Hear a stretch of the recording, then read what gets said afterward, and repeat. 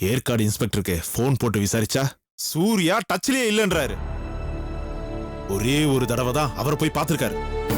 அதுக்கப்புறம் சூர்யா எங்க போனாருன்னு தெரியலன்னு சொல்றாரு. அப்போ சூர்யா ஏற்காடுல இல்லன்னு சொல்றீங்களா? அப்படின்னு நான் சொல்லலமா. ஏற்காடுல இருக்காரா இல்ல வேற எங்கேயாவது போயிட்டாரான்னு அந்த பொண்ணு வாயை திறந்தாதான் தெரியும். பொண்ணா? எந்த பொண்ணு சார்? அதாமா அந்த பொண்ணு பெரிய ஏதோ அதான் அந்த கௌரி, காயத்ரியோட தங்கச்சி. கௌரியா? அண்ணே சார், கௌரிக்கு இதுக்கு என்ன சார் சம்பந்தம்? நிறைய இருக்கு. கௌரி தான் புருஷனை தேடிட்டு ஏற்காடு போயிருக்கா. போன இடத்துல அவளுக்கு ஏதோ ஆயிருக்கு. என்னன்னு தான் சரியா தெரியல. அதிர்ச்சியில பிரம்ம பிடிச்ச மாதிரி ஆயிருக்கா. அங்க மயங்கி கிடந்தவளை ஹாஸ்பிட்டல்ல சேர்த்து ட்ரீட்மெண்ட் கொடுத்து மயக்க தெளிய வச்சு சென்னைக்கு அனுப்பி வச்சிருக்காங்க. என்னன்னு இது? சார், கௌரி இப்ப எங்க இருக்கா? ஜிகே நர்சிங் ஹோம்ல அட்மிட் பண்ணிருக்கோம். அந்த பொண்ணு வாயை திறந்து பேச மாட்டேங்குது. அப்படியே சித்த பிரம்ம பிடிச்ச மாதிரியே இருக்கு. நாங்களும் எவ்வளவோ ட்ரை பண்ணி பார்த்துட்டோம், எந்த பிரயோஜனமும் இல்ல. அண்ணே, என்னடா இது புது கதையா இருக்கு? கௌரி ஏற்காட்டுக்கு போனானா அப்ப அவ கண்டிப்பா சூர்யாவையும் காயத்ரியும் பாத்திருப்பாள்ல. அதத்தாம நானும் சொல்றேன். போன இடத்துல ஏதோ அதிர்ச்சி தரா மாதிரி என்னமோ சம்பவம் நடந்திருக்கு. அது என்னன்னு அந்த பொண்ணு சொன்னதா சூர்யா எங்க இருக்காரு, காயத்ரி எங்க இருக்காங்க, குமார் எங்க இருக்கான், ஏற்காடுல என்ன நடந்துச்சுன்னு முழு விவரமும் தெரிய வரும். இப்போதைக்கு ஒரே நம்பிக்கை அந்த கௌரி தான். அவ எப்ப பேசுவான்னு தான் வெயிட் பண்ணிட்டு இருக்கேன். சரிங்க சார், ட்ரை பண்ணுங்க. சூர்யா எங்க இருக்காருன்னு எப்படியாவது கண்டுபிடிங்க சார். உங்களுக்கு கால் பண்ணாருன்னா தயவு செஞ்சு எனக்கு கால் பண்ண சொல்லுங்க சார். நாங்க வரோம். அண்ணே வாங்க போலாம்.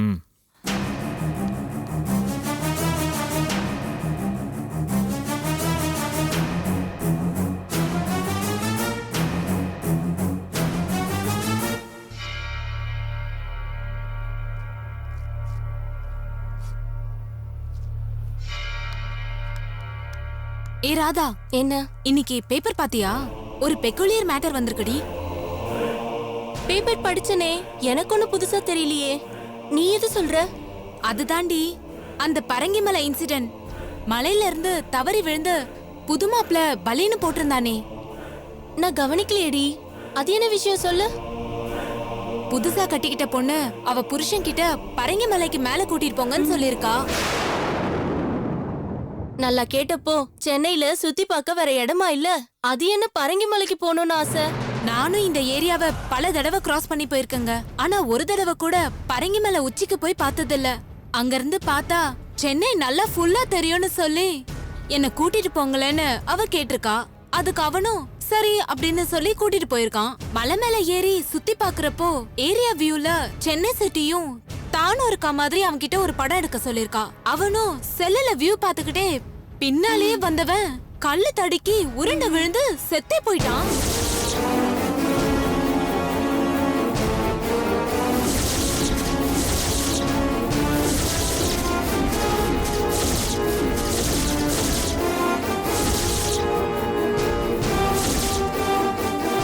எனக்கு தெரிஞ்சு கொடைக்கானல் மலையில விழுந்து செத்து போனோம்னு கேள்விப்பட்டிருக்கேன்.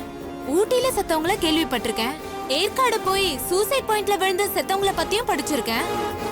பட் பரங்கி மலையில இருந்து விழுந்து செத்து போனவன் ஹிஸ்டரியிலே இவனா தான் இருப்பான்.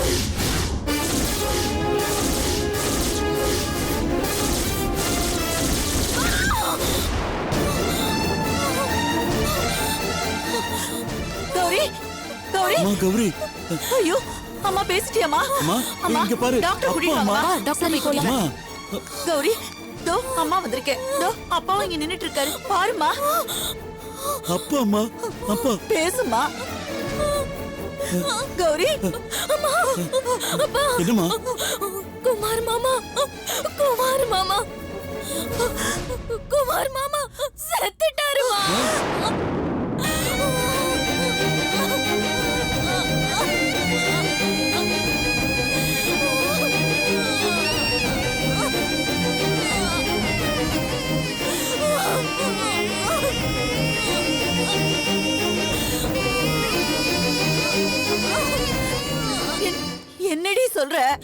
சூர்யா அவரு மலையில இருந்து கீழே தள்ளி கொன்னுட்டாரு.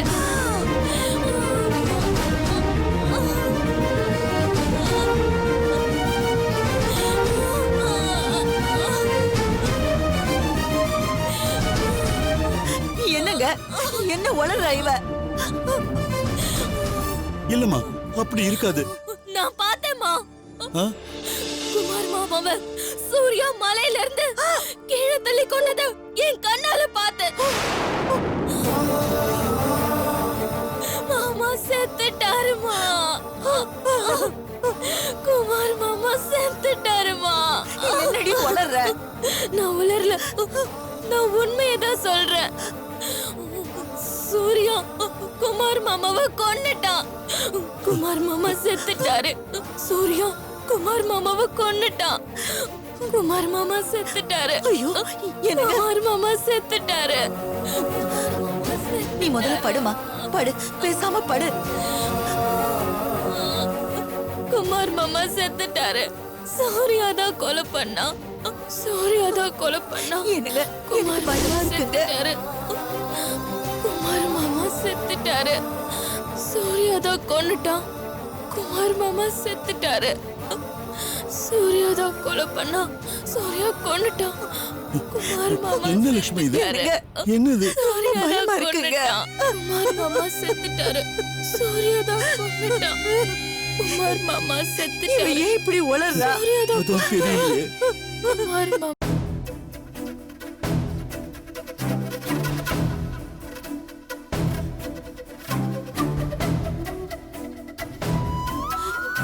என்னங்க இப்ப என்னங்க செய்யறது? இந்த பொண்ணு இப்படி ஒரு குண்டை தூக்கி போடுறாளே. இந்த விஷயம் மட்டும் வெளியில யாருக்காவது தெரிஞ்சா பெரிய பிரச்சனை ஆயிடுங்க. குமார் செத்திருக்கா.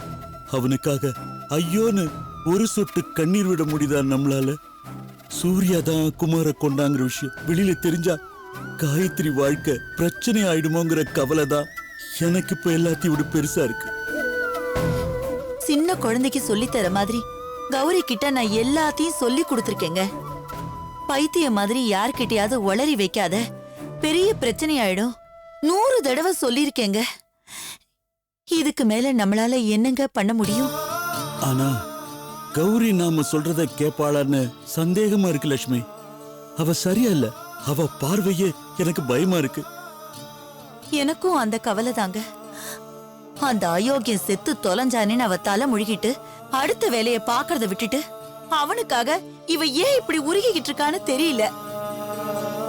சொன்னீங்களே மாப்பிள்ளை செத்து இருந்தாலும் அழ முடியலன்னு. எதுக்கு அழணும்னு தான் எனக்கு கேட்கணும்னு தோணுது. அவன்லாம் ஒரு மனுஷனாங்க. அயோக்கிய ராஸ்கல். தாலி கட்டின பொண்டாட்டி இருக்கிறப்பவே அவ அக்காவை கடத்திட்டு போறது என்னங்க புத்தி அது? செத்தாலும் நான் அதை மன்னிக்க மாட்டேன். செத்துட்டானே, பிரச்சனையே இப்ப அதானே. இந்த விஷயம் யார் காதுக்கும் போயிடக்கூடாது லட்சுமி. கௌரி மட்டும் வாயை திறந்துட்டான்னா அடுத்த நிமிஷம் சூர்யா ஜெயிலுக்கு போக வேண்டியது வரும். காயத்ரியோடைய வாழ்க்கை அதுக்கப்புறம் நிரந்தரமா கேள்விக்குறியாயிடும். இல்லைங்க, நான் அவளை பேச விட மாட்டேன். நான் பாத்துக்கிறேன். இது ஏன் பொறுப்பு. முதல்ல அவளை டிஸ்சார்ஜ் பண்ணி வீட்டுக்கு கூட்டிட்டு போற வழிய பாருங்க. இன்ஸ்பெக்டர் வந்து விசாரிச்சாருன்னா அவளுக்கு ஒண்ணுமே இல்லைன்னு ஒரு வார்த்தை சொன்னா போதும். அதுக்கு முதல்ல ஏற்பாடு பண்ண சரி லட்சுமி. சரி சும்மா இருங்க.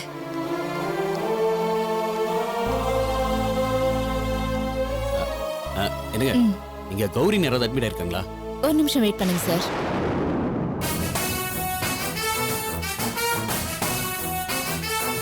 எங்க வந்தமா? கௌரிய பார்க்கணும். எதுக்கு? நீ எதுக்கு கௌரிய பார்க்கணும்? விளையாடுறீங்களா? உங்க பொண்ணு அவ புருஷனை தேடி ஏற்காட்டுக்கு போனதா போலீஸ் எங்க கிட்ட சொன்னாங்க. இப்போ எனக்கு என் வீட்டுக்கார பத்தி தெரிஞ்சாகணும். காயத்ரி அக்கா பத்தி கூட்டிட்டு வரேன்னு சொல்லிட்டு ஏற்காட்டுக்கு போனவரை பத்தி இது வரைக்கும் எந்த தகவலும் இல்ல. எவ்வளவு நாளைக்கு தான் நானும் சும்மா இருக்க முடியும்? நியாயம்தாமா.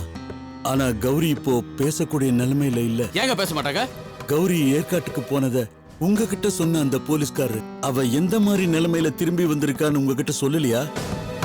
பேச முடியாம மயங்கி கிடக்குறா. அவ எப்போ நினைவு திரும்பி வாயை திறந்து பேசுவான்னு நாங்க காத்து கிடக்குறோம். அண்ணே, இவர் சொல்றது எல்லாம் நம்பாதண்ணே. இந்த ஆளு பெரிய நடிகர். இங்க பாருங்கண்ணே, வாங்க நம்ம போய் முதல்ல கௌரிய பார்க்கலாம். ஏய், சொன்னா கேட்க மாட்ட? அவ சரியா இருந்தா நாங்க ஏண்டி ஹாஸ்பிட்டல்ல இருக்க போறோம்? கௌரி இப்ப பேசக்கூடிய நிலைமையில இல்லங்கிறது உண்மை. உனக்கு சந்தேகம்னா இவங்களே கேட்டுக்கோ. இவங்க சொல்றது உண்மைதாம்மா. கௌரிங்கிற பேஷண்ட் வாய திறந்து பேச முடியாம சுயநினைவு இல்லாம இருக்காங்க. ட்ரீட்மெண்ட் இப்ப போயிட்டு இருக்கு. பேஷண்டோட பேரண்ட்ஸே பார்க்க கூடாதுன்னு சொல்றப்போ உங்களை நான் அலோவ் பண்ண முடியாது. சரிங்க, இங்க பாருங்க, நாங்க இப்ப கிளம்புறோம்.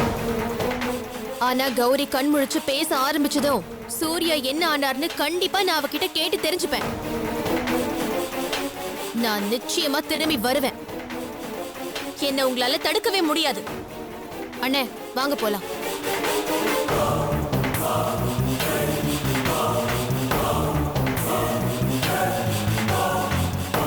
அப்பா வாங்க.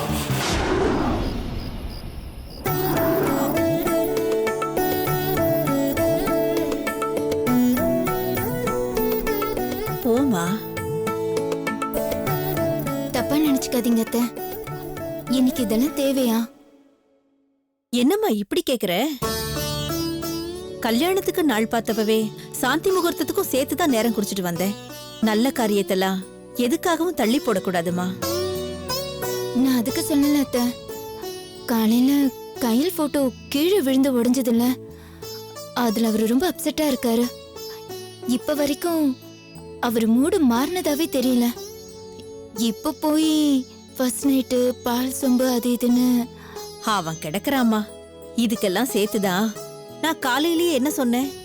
கையில் சாமி, நீதான் பொண்டாட்டி. அவனுக்கு தான் சாமி பக்தியே இல்லையே. சாமி படம் கீழே விழுந்தா அவன் ஏன் கவலைப்பட போறான்? போமா ரேணுகா, போன்னு சொல்றேன்ல. தைரியமா உள்ள போ. உன்னை பத்தி பேசு, உங்க எதிர்காலத்தை பத்தி பேசு. உன் ஆசையெல்லாம் என்னென்ன இருக்கோ எல்லாத்தையும் அவன்கிட்ட சொல்லு. அவனுக்கு உற்சாகம் ஊட்டுற மாதிரி ஒரு 10 நிமிஷம் அவன்கிட்ட பேசினா தன்னால வழிக்கு வந்துருவான். போமா போ.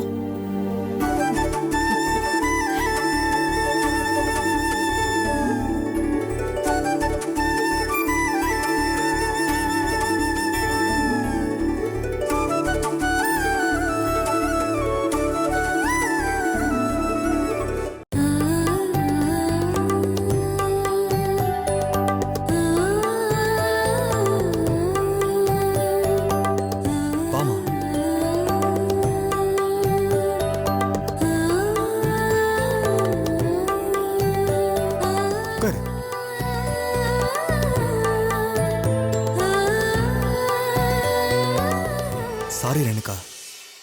எதுக்கு? கயல் போட்டோ உடைஞ்சதுல இருந்து நான் உங்ககிட்ட சரியா பேசவே இல்லை.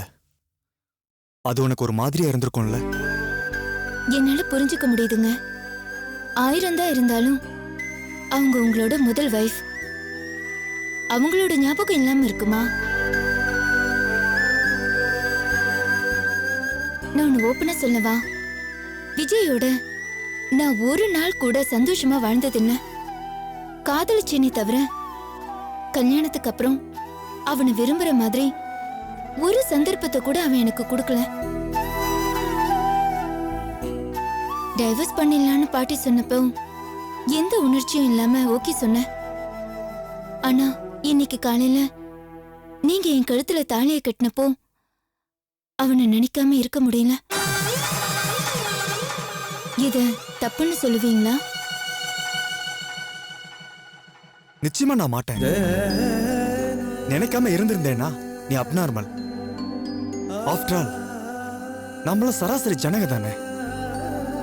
மனசு, உணர்ச்சி, அன்பு, பாசம், சென்டிமெண்ட் இதெல்லாம் எல்லாருக்கும் பொதுவா தானே இருக்கும். ஏமாத்தி பூசி மொழிகி நான் அப்படிலாம் இல்லைன்னு சொல்லிக்க வேணா செய்யலாமே தவிர மனசாட்சிக்கே உண்மை தெரியும். எக்ஸாக்ட்லி. அதனாலதான் நான் அத்தை கிட்ட இன்னைக்கு இந்த ஃபர்ஸ்ட் நைட் சடங்கெல்லாம் வேண்டான்னு கூட சொல்லி பார்த்தேன். உங்க சந்தோஷம் உங்க துக்கம், என் சந்தோஷம் என்னோட துக்கம், இந்த நாளும் இனிமே நம்ம 2 பேருக்குமே போதுங்க. நான் அதுல ரொம்ப தெளிவா இருக்கேன். தேங்க்ஸ். நானும் அப்படிதான் இருக்கணும்னு ஆசைப்படுறேன். கண்டிப்பா இருக்கவும் செய்வேன்.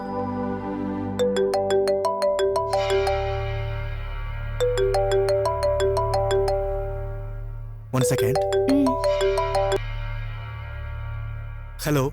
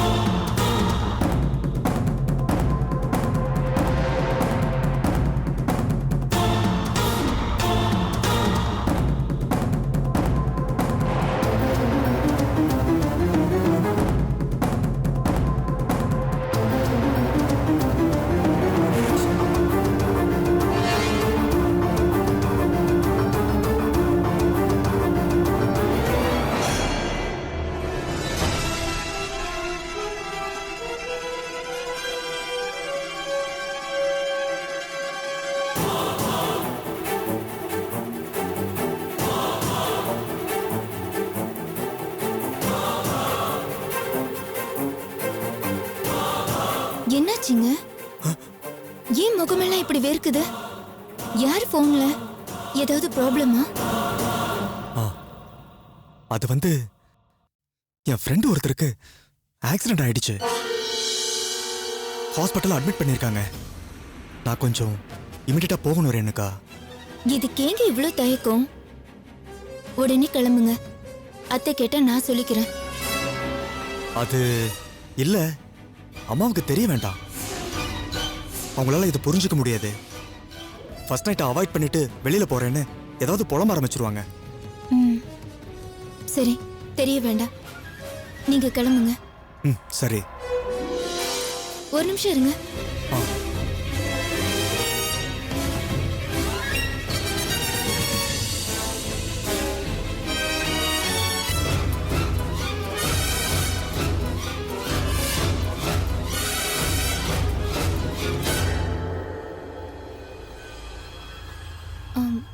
சீக்கிரமா போங்க. அத்தை படுக்க போயிட்டாங்கன்னு நினைக்கிறேன். தேங்க்ஸ் ரேணுகா. எங்க நீங்க எப்படி தனியா போவீங்க? நான் பாத்துக்கிறேன் ரேணுகா. வெளியே ஏதாச்சும் ஆட்டோ இருக்கும், நான் ஆட்டோ பிடிச்சி போய்க்கிறேன். சரி, பார்த்து போயிட்டு வாங்க. சரி ரேணுகா, நீ படுத்து தூங்கு. நான் சீக்கிரமா வந்துடுறேன்.